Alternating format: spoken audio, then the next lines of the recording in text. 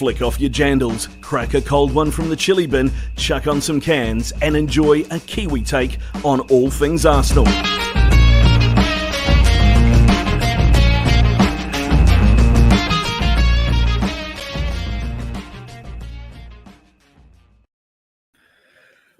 Here we are again, another episode of our weekly show here at Arsenal New Zealand. I've got wonderful Corey joining me from, is it windy Wellington? What's going on down there? Is it beautiful or not? It's been pretty windy. Pretty windy? Pretty windy. Playing to type then, eh? Today it has been, yeah. Or this afternoon, certainly. Yeah. What do you do? Move to Auckland? Nah. Today, I think we've had 4 seasons in Auckland. It's been freezing cold, really warm, lots of sun, and a bit of rain. So everybody's on brand. Yeah, pretty much. Yeah, on point, which is awesome. So, yeah. Obviously, we didn't catch up last week. We had Dylan on here. So, how's your last couple of weeks been, man? Yeah, bit of fun. A lot of beer, bit of football. Yeah, how about you? A lot of beer.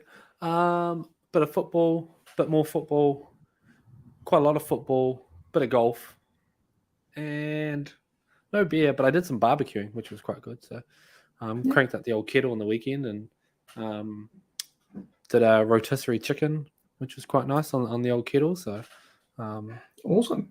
Took me about 2.5 hours to clean the kettle. There was quite a bit of junk left in there from last season, which I didn't realise. And some of it had, let's say, multiplied, if you know what I mean. Imagine. But yeah, I'm too scared to get my beaver out. Yeah, it took a little while, but we got there. We got there.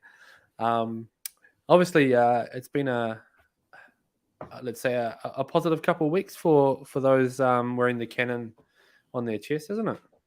It has been. Yeah. And it's been a pretty weird few weeks for those that aren't.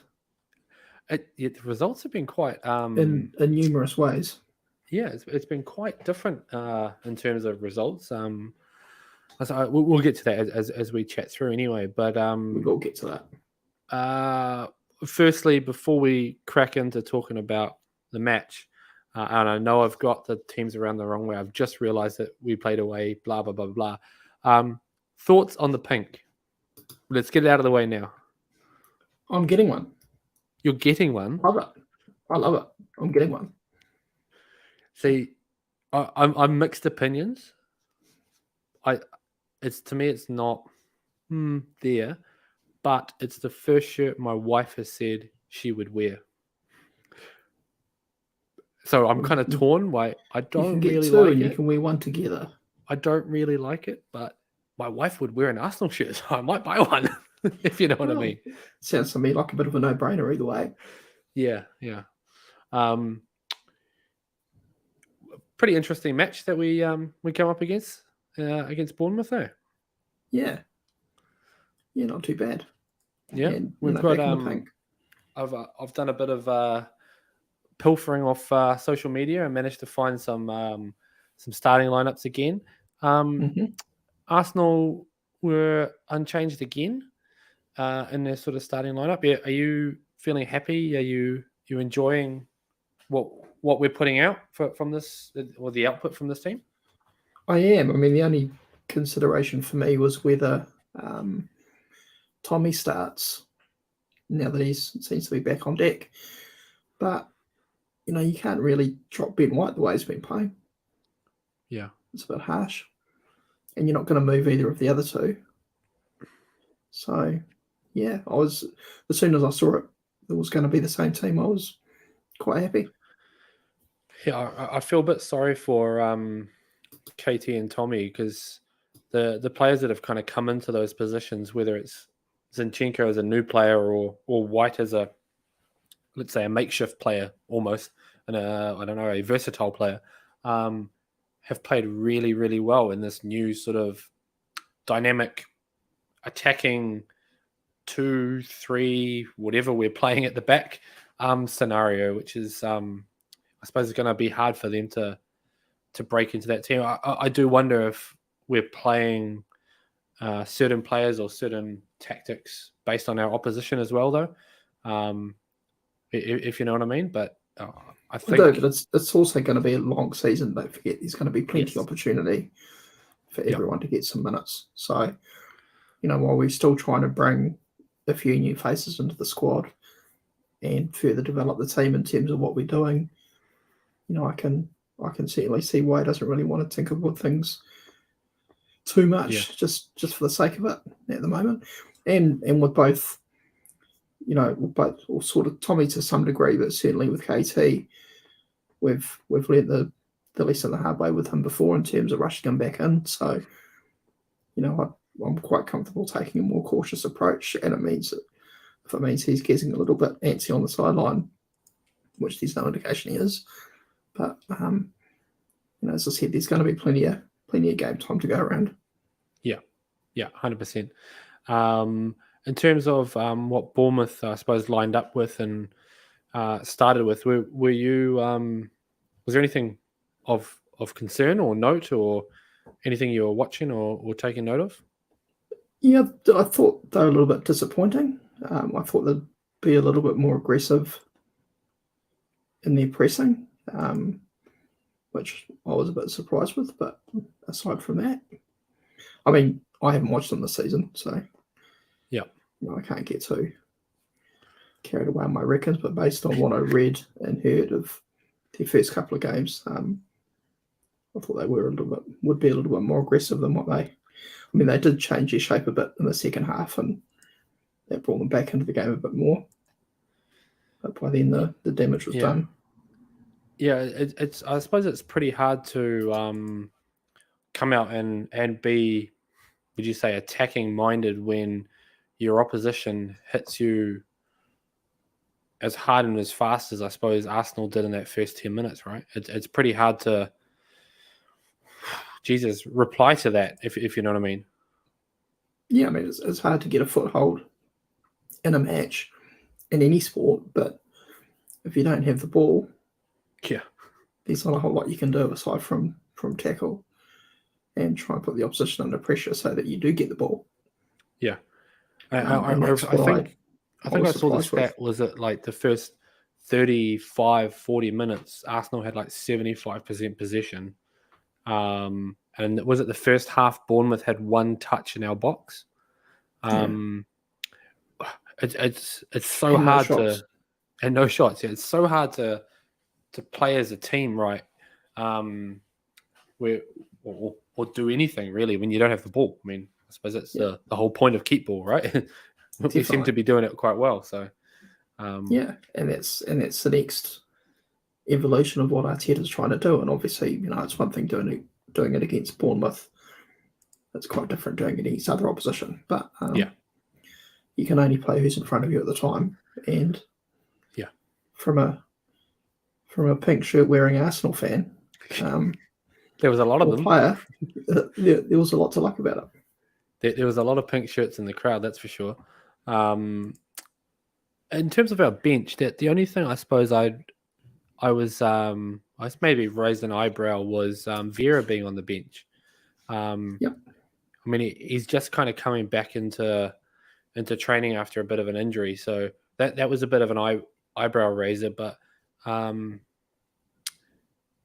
bench is looking a lot stronger than it has in the last couple of years, isn't it? It's I think we're getting to the point where I'm happy with anyone coming on. Yeah, and that's the thing. We've got the gaffer's now got options that he can bring on that can look to change games, or reassert dominance, or put pressure on opposition players, or slightly change our shape, or what we're doing with the ball. And in years gone by, obviously last year, but previous to that, we've had bodies on the bench. We haven't had a whole lot in terms of people who we can bring on to proactively impact on a match. As we saw last year, there was plenty of occasions where we were 1-0 down, or in a draw situation, we want to score a goal or two, and either or consolidate a win even, and we just didn't really have the players available to do that because we didn't have the depth. Yeah, it's quite good seeing a bit of firepower on there that we know can threaten as well, right? Yeah, and Yeah. do stuff. And that's obviously exacerbated being so early in the season. Everyone's Yeah. fit, Yeah. including Vieira, as you just touched on, which is awesome. Yeah. No, that's good. Clicking through, I mean, it's hard to skip past it, but the first 5-10 minutes where we banged in a couple goals. I don't have photos of Odegaard grabbing his goals, but both of them were set up by Jesus, if I remember correctly. The first one was a winding run between 17 players, double overhead kicks, and everything else that kind of went on in that sequence of play. And somehow the ball kind of landed at Odegaard. He did this amazing adjustment to tweak his body and be able to rebound the save from the keeper back into the net. I thought that was amazing quick thinking from Odegaard, but awesome to see that he had that ability, if you know what I mean. Yeah, definitely. I mean, it just worked out. It happened to be on his right side with his right foot, which is his left. And fair play. He's an attacker. He should score that goal, and he did. And that kind of set the tone for the next 10 minutes. Yeah, I mean, we're going straight into the second one, but the second one was he hit it sweetly, didn't he? He stole it off Jesus's foot. Yeah, he took it off Jesus' foot, and absolutely just rifled it into the top corner, like. And I suppose as a fan, seeing a player that has had so much, let's say, I wouldn't say negative feedback, but his output in terms of goals hasn't been as high. Certainly an opportunity that he can improve. There's opportunity for him to improve, which he's admitted himself. Yeah, and to see him take that on, and finish it was awesome, right? Yeah, it was very well done. Good for my fantasy team too. I bet you love that one. I'm going to say my pick of the goals, though, and I'm pretty sure this is 99% of our fans, the pick of their goals was Willie's goal, right? Not sure about 99% of fans, but yeah, really? Carry on. Really? To see a centre-back that, I suppose as an Arsenal fan, that we haven't really seen. He's had a tough week after scoring the own goal, etc. And then just to nonchalantly kind of sweep the ball over everyone, stroke it into the top corner. Like, what a finish. Like, from a centre-back, let alone. And Granit Xhaka with the assist. Like, just a whole sequence of play there, I think, was awesome for the highlight not just the for the sequence player. After Zinchenko's reaction. He's just standing there holding his hand going, what the hell has just happened? Yeah. Very impressive. Very impressive. And I think it says only his second ever senior goal, they were saying on the commentary, which is pretty awesome. So he doesn't score many, but geez, if he scores them like that, I don't care if he scores many. I just want him to score awesome ones. Yeah, it was very well done. Yeah. There was a fourth goal that was ruled out by the hair on my chinny chin chin, which was a beautiful slide through ball for, but it was a by Odegaard, wasn't it, for Jesus that got ruled out for offside. Which would have been even better for my fantasy team. Well, because you had both of them in your team. Yeah. No, I thought it was tight. I suppose the other one, I think it was the first goal, was also quite tight for us. So we kind of got one and didn't get one, or however you want to see it. But VAR's ruled it offside. You have to go with it. To me, that was no less tight than the one that was allowed for Manchester United. Yeah. Given how crappy the resolution seemed to be on whatever camera gear they use, Yeah, which is just mental. it does seem a bit odd that It's if you horrendous. look at like what they can do in cricket in terms of watching the ball hit the pad or go past the bat and all that sort of stuff, yet in football, I don't know. It's a There's shocker. got to be something better we can do. Well, they can do there, but yeah, Yeah. it is what it I is. think so. How pleased are you to see that we are, let's say, putting the ball on the back of the net and actually scoring goals? Because that's been, I suppose, our Achilles heel in the last couple of seasons. Is either we've had lots of chances and not scored them, or we haven't created lots of chances. We seem to be creating lots of chances and converting a good handful of them now. Yeah, I think it's something that again Arteta's been talking about in the media, both during and after last season. It's probably the most critical area of the game, and it's not something that we've been particularly good at recently, for a few years now.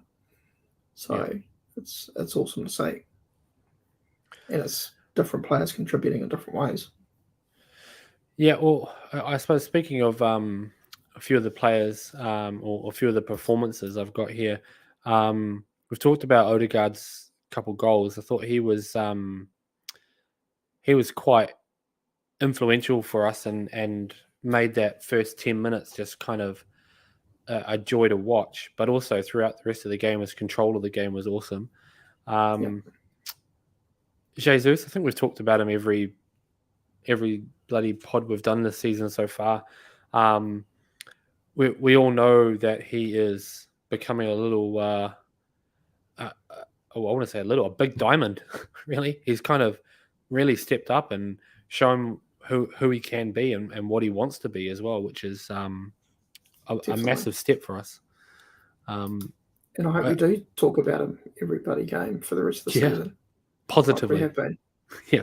Yeah. That'd be really good for my fantasy team. Did I mention that?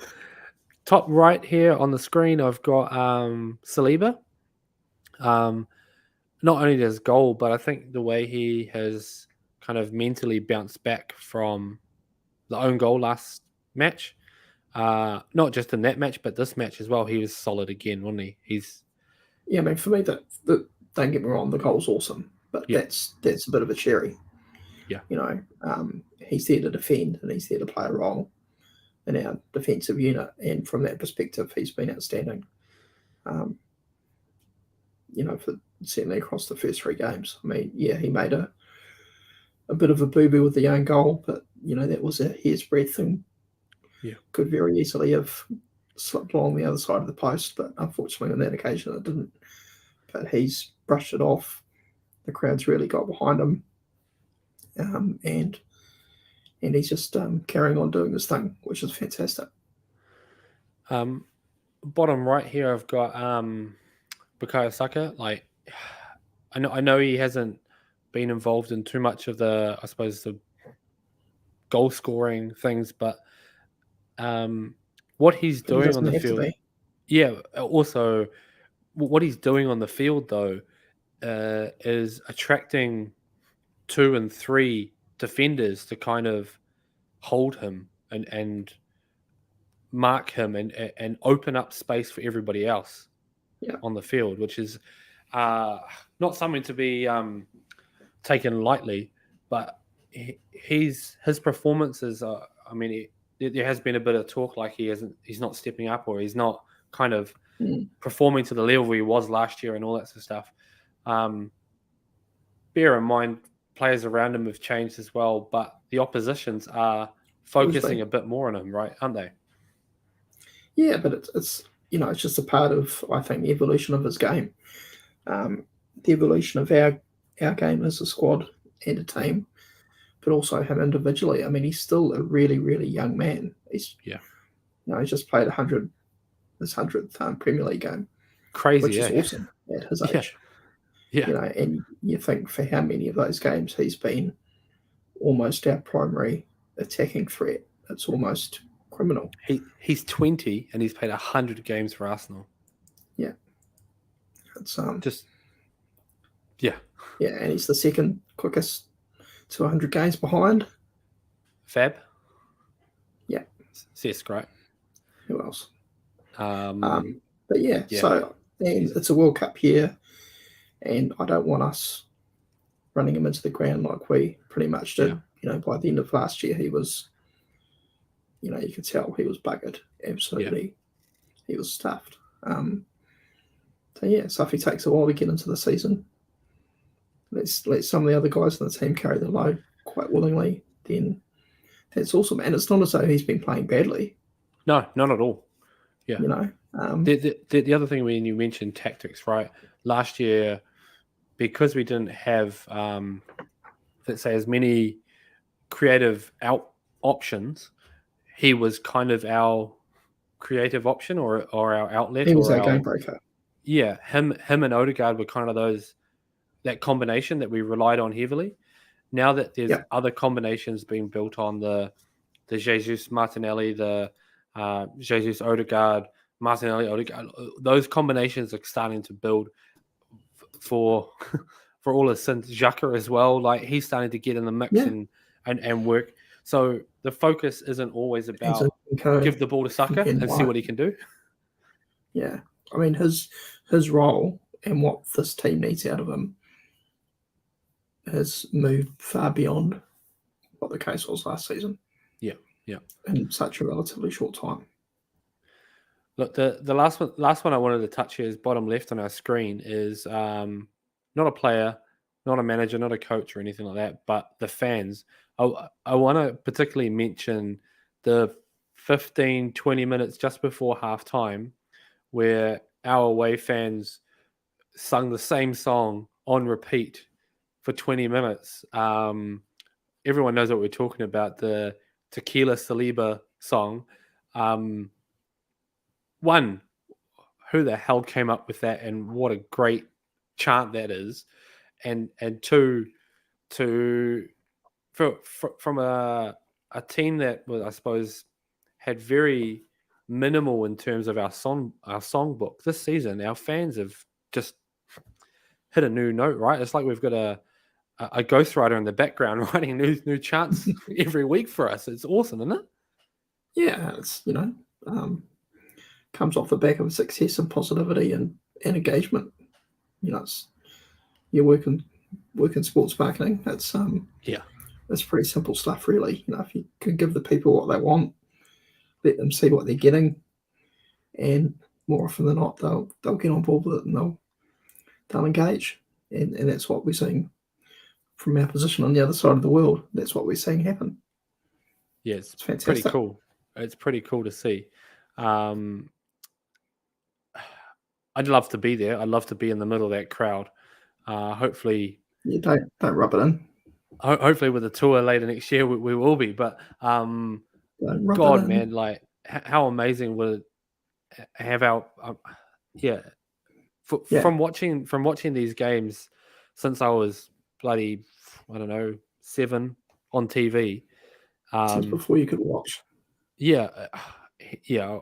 Just hearing the difference in the level, cranking it on the TV and hearing our fans actually like express their, I suppose, love for the team has been, an immensely emotional sort of thing for me as well. It's so cool to feel engaged and part of that as well, which is, as a fan, something I've wanted and I've felt, would you say, jealous of like what Liverpool have, the way that they do their fan interaction and the singing and the chanting and all that sort of stuff. And now that we've got that, I'm really excited about it, as you can probably tell.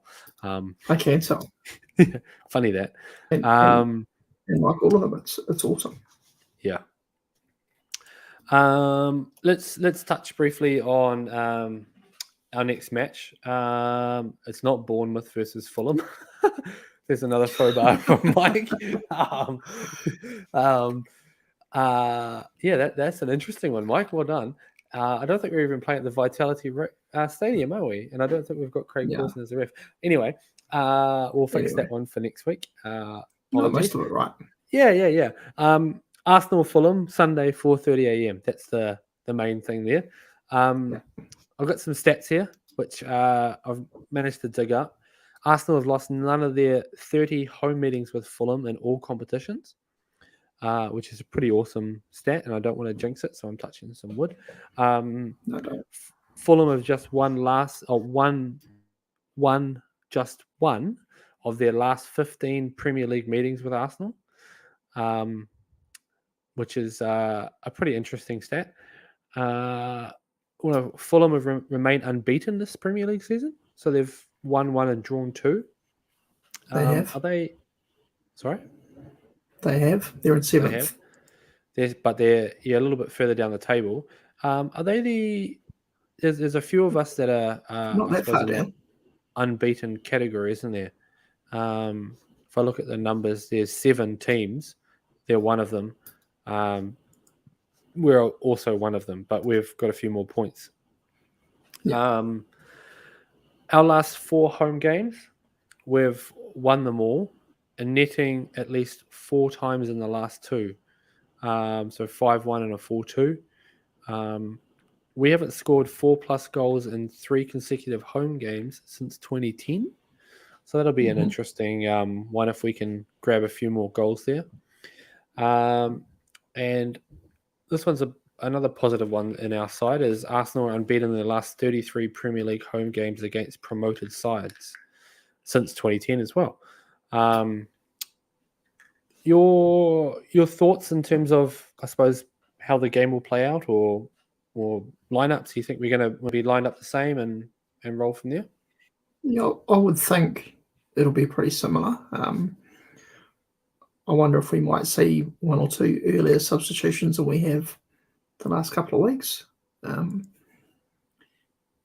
I guess I'll be looking, like most of us, for more of the same, but just hopefully some of those dominant periods can go on a little bit longer.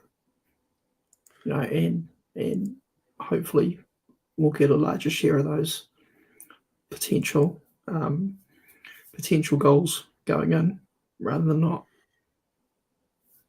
Yeah. I think it's pretty clear to see when it clicks, and it will. Someone's going to get a drubbing. Yeah. No, and I haven't thought that about an Arsenal team for quite a few years now. It's not to say it's going to happen this weekend. No. Yeah. Or next weekend, but the fact that you're saying it hasn't clicked yet. We've scored, I don't know, how many goals have we scored this season? 9 goals in 3 games. Clicked. Yeah. But only for 10 minutes here, 15 minutes there, 5 minutes there. If we can get that to 30 minutes in each half, we've scored 9 goals in 3 games, which is fine. Certainly not to be sneezed at. Yeah.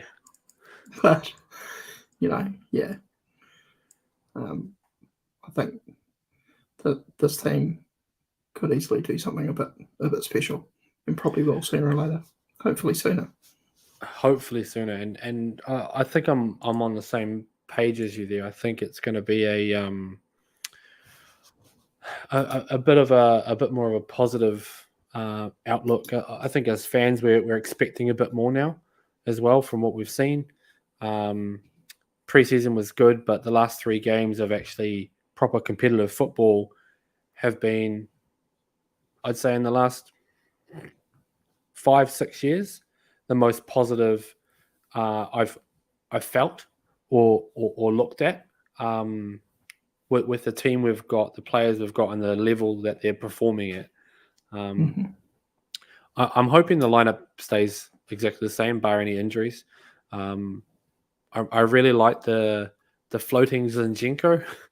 1 point he's on the left, 1 point he's on the right. Sometimes he's playing centre mid, sometimes he's playing defensive, whatever. I don't really care where he plays, but what he's doing is releasing the rest of the team and giving them confidence to push forward, isn't he? Look at the change in Granit. Yeah.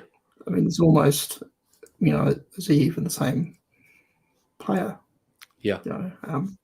We're seeing a whole different sort of light, and can't speak for everybody, but seeing a side to him and seeing him do things and be in places where I just didn't really think it was him, or it could be him.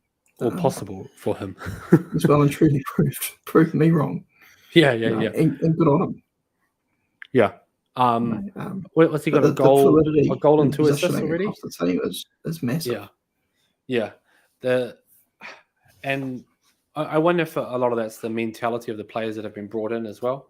I think they've helped kind of progress, but I mean, you've got to give credit where credit's due, and I think that's the process that Arteta's gone through has definitely. This is like the next evolution of it, right? Yeah, definitely. And we're not there yet. No. There's still room, and that's the amazing thing is that we're this positive and we're playing like this, and there's still room. There's lots of room. There's still development.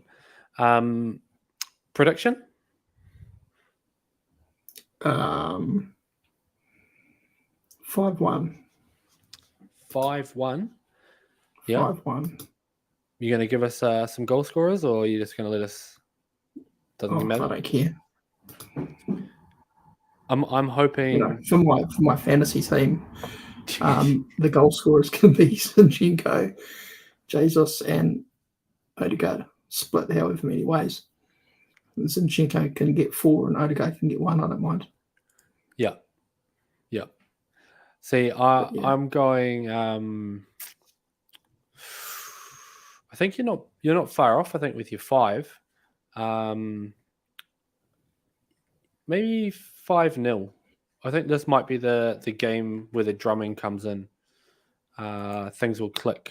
I'm not talking about 5-0 drumming. Are you talking more? 7-8. Jesus. Okay. 5-0 is a bit of a drumming, but 7 or 8 is quite a lot. We've got a midweek game next week against Villa. They're in a bit of a shambles at the moment, so that could be the one, right? Yeah. And no, Everton a couple of weeks later. After, so, yeah. Look, I'm going 5-0 for this one. Like you, I'm going to play with my fantasy in mind. Saliba with a header off a corner. Jesus with a hat trick. Doesn't score goals. Who? Saliba, he's going to get another one. No, he's going to bet. Yeah, he is. No. Yeah. Saliba with a header. Put our wrong centre back. The other one that scores goals. Jesus with a hat trick. And then Odegaard's going to slide one past the keeper. Okay. We're going to have a chip goal from Jesus. We're going to have a penalty from Jesus, which will be his hat trick. And I think we're going to have... He doesn't take the penalty. Saka does. He's going to take the penalty. And we're going to have a worldie. Top bins off the crossbar in the goal. That's where I'm landing. From Jesus. That's his hat trick. Okay. Those 3, yeah. But Saliba, definitely. He's in the goal scoring form. He's all over it. He's on the best goal scoring run of his career. Equal best. Like, how much better can you get? Yeah, okay. Good luck with that, Michael. He's had 1 and 1. Like, you can't beat. I wish you every success in your prediction. Thank you. Little update on our fantasy here. Zane Picken has taken over in the top spot here with 212 points. That's not right. Is it not? It's the one that No. Dylan posted. Am I reading That's right? old news. Ooh. Really? Unfortunately. Was this before the Monday game? No, it was after the Monday game. Ooh. But I've got 199 points and I'm on 16th place now. Are you in this slide, are you? So something's changed. Oh. Maybe there was some bonus points or something were added, or... Yeah, I've got the same points. I had to get some bonus points that took me up to 199. Right. So yeah, I don't know. Oh, yes. Dylan. It's a bit different. Okay. Let me see what I can do here. I've got Alan Alan Chapman, Chapman's at the top. 223. I actually know Alan. Yeah. So that's good. Can I do something here? Share your screen. Just making sure that Pornhub's closed down. Here we go. Share screen. Window. That one. Share. Boom, boom, boom. Are we winning? Can we see the share? No. Okay. Technology doesn't work. Anyway, let's talk it through. I've got Alan Chapman sitting top with 223 points. Giroux let the dogs out. James Riley's team, 216, sitting in second. And Jed Lasso currently sitting in, where are you sitting? Third with 214. Of our Arsenal New Zealand team, Corey, with the choppy Y fronts, is leading. A massive 70 points last week on 199. Sorry? It was a good week. It was a very good week. I think I might be coming up next, but I'm a fair way away from you, mate.